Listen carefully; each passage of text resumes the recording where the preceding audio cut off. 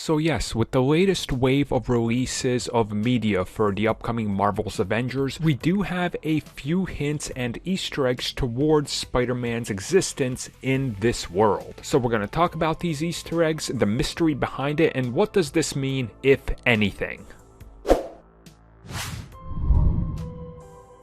So when it came to that giant war table, breakdown of everything, or at least the first one of these that's going to sort of go into the details of the game, explaining us the game world, the gameplay, the mechanics behind it, there were plenty of little Easter eggs hidden throughout it for hardcore Marvel fans to dig into. Now, one of the biggest ones is of course one that specifically deals and has a connection to Spider-Man. So if we look at the photo right here, you will notice that the reporter is holding a microphone that says Daily Bugle on it. So again, there's our first hint. The Daily Bugle and that entire side of the Marvel Universe connected to Spider-Man exists in this world as well as in New York. Now, of course, the Daily Bugle is connected to Spider-Man first and foremost. That's what most people will know it as, so there's our first hint towards Spider-Man.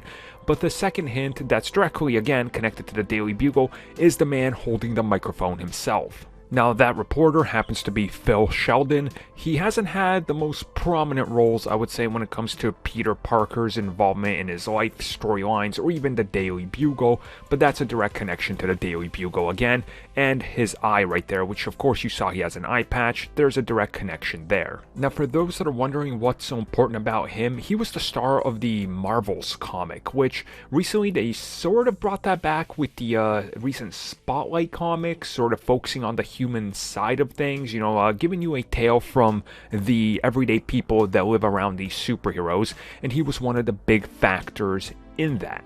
Now, the eye patch he has is specifically connected to a big Marvel event, or one that's, I guess you could say, on the bigger scale of things, considering it has connections to the original Invaders, and this is due to the fact that he lost his eye when a piece of debris fell on him when the original Human Torch, not the Fantastic Four Human Torch, was fighting Namor, and New York was going under a flood. So again, there's a few Easter eggs here, connections, and deeper lore things to connect you to, and obviously I think right now they're just planting the seeds for the inevitable Spider-Man crossover.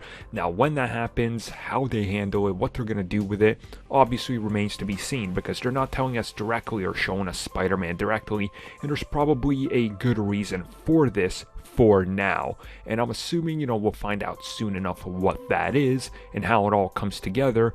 And of course, there's going to be plenty DLC and things coming down the road which could further explore that. But yes, it looks like elements of Spider-Man exist in this universe, which more than likely means Spider-Man exists in this universe as well.